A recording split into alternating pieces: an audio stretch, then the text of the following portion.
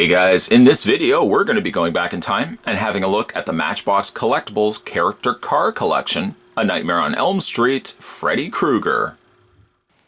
But first, let's have a look at the packaging in which the Nightmare on Elm Street Freddy Krueger would have come in.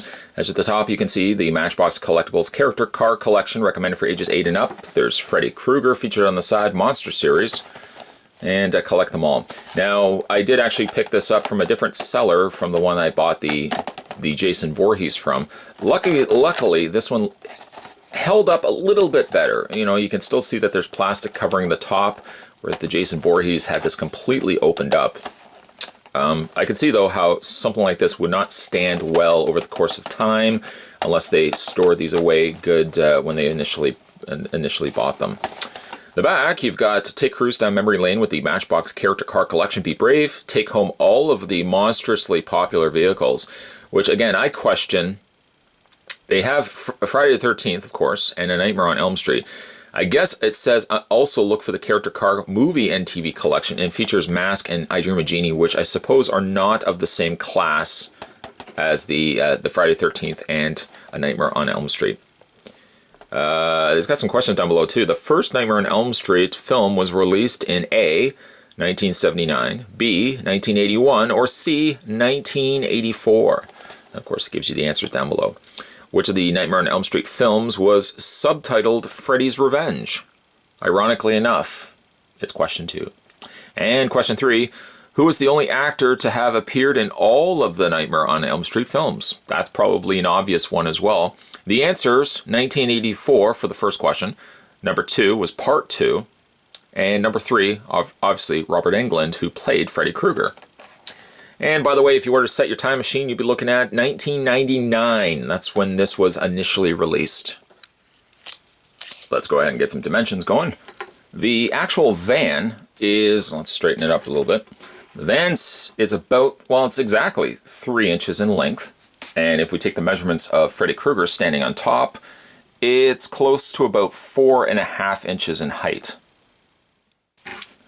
Once again, you've got a character standing on top of a vehicle. If you've already had a look at the Jason version of this, it's pretty much about the same, other than the fact that they change out the vehicle, and of course the character is different on the top, but it's the same notion that you've got a movie-themed, in this case, vehicle, and then you've got the character from the movie standing on top.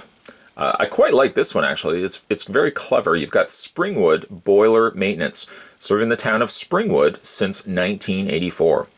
And it says number 1428. On the back, it does look like it's got... Oh, it just looks like it's got trademark on the back here. It's funny that the back tires seem so much larger than the front, which ends up making the vehicle tilt forward. And I guess you could chalk it up to the fact that the Freddy is kind of near the front of the hood, or the front of the van, so it's kind of tilting the van upright. I do like the coloring of the van. I even like the scratches down the side. That's really a nice touch. Coloring again looks really good. It does feel cheap though. Like the top doesn't feel so bad. It feels a little bit more quality than the Jason vehicle had. But the undercarriage just feels cheap, and especially like the tires, which I always could really pinpoint a Matchbox versus like a Hot Wheels growing up. The tires just felt noticeably different. They just felt a little cheaper. It does roll, but it kind of just, it's a bit wobbly. Something else too, that some cheaper die-cast vehicles, die-cast dinky cars I used to say when I was younger, you can kind of notice right off the bat that it does feel a little cheap. Bringing in, though, some comparisons. There's Freddy Krueger, and there we've got Jason Voorhees. You could kind of have them going this way, so I mean, it makes sense why now Jason is facing the opposite way, and Freddy's not quite facing Jason, but he's more or less kind of in the same, like he's going to be clawing Jason here. So it's a great way to showcase the two pieces. You could, again, have them this way as well, but then you're not going to see as much Jason as you're going to see Freddy Krueger. Of the two vehicles, Jason's got more coloring with his vehicle, but I think Freddy just has a little bit more oomph when it comes to the coolness of his particular vehicle here. Jason kind of, it's a go-to that they would use a camp counselor Jeep as their go-to vehicle. I definitely feel like they got a little more creative when it came to Freddy's vehicle, as it's, again, boiler maintenance, which makes, perfect sense for Freddy. Speaking of Freddy, there he is at the top there. It's to note as well that his claws are very stumpy. They gave him very short claws, except for instead of longer blades. And I guess some of that may be chalked up to, they would worry that this would be breaking, or, you could be gouging your eyes out. I don't know. The scarring on his face is pretty good, although it's a little on the pale side. So like the little areas are recessed in like the dark red, but then the main flesh is awfully pale. A little too pale for my liking. The shirt is, well, he's got no stripes in his sleeves, so it could be Freddy Krueger from A Nightmare on Elm Street Part 1. His black slacks and his brown shoes. The face sculpt, again, is okay. You got the fedora going on in there as well.